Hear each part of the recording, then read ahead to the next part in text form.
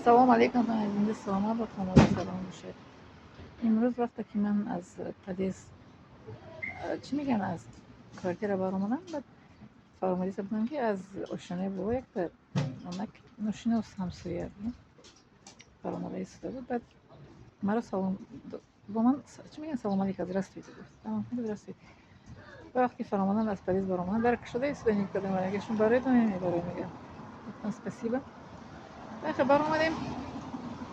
عشق آدمای خوب هم هستن در زمانی ما حالا همون آدمای خوب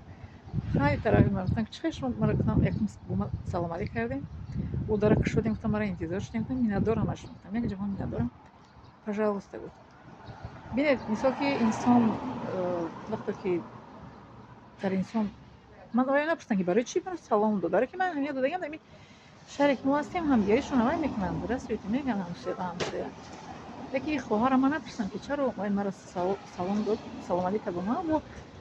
خنده قطعی مثل خنده خشن قطعی با برآمدن با اینکه خنده گز رفتیم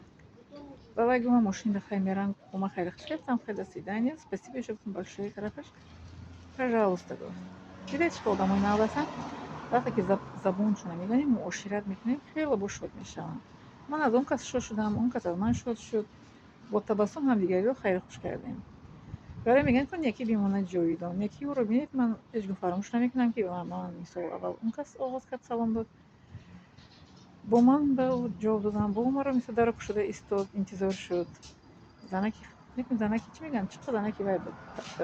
چی میگن تبسم بسیار تبسم زیبا بله هستن انسان های خوب در حیات ما لیکن انسان های خوب در حیات ما خیلی چی میگن موندن و خیلی به شمار موندن برای همین زبان دو نمیگم بس ما زبان معاشرت میشه در این کشوری که ما هستیم با زبان خودشون گپ میزنیم خیلی شاد میشن مرا بسیاریشون میگن که تو زبان ما رو چقدر شد گپ میزنی تو میگه در کشوری بسیار شد میگه بسیار خیلی سال شد در اینجا میباشه میگم که نه خیلی 8 سال شد ما در کشوری شما هستم میگه زبان ما رو چقدر شما دیگه که خیلی شد گپ میزنی میگم من معلمه کار کردم در مکتب صنفای روسیه درس دادم و این چنین در اینجا خوندم دیپلم گرفتم ها میگه زبانتون بسیار هم فهماست میگه شما گپ میزنید میگه ما شما خشوری میفهمیم بسیار زبانی ما رو شما زیبا گپ میزنید برایشون ندارم شما انا میگم به شما مثال برم که زبان دونیم با آدمی که زبان زبانی مادریش اگر سخن بکنیم چه شد میشن چگونه که ما اگر یک زبان کشور باشیم شد میشن که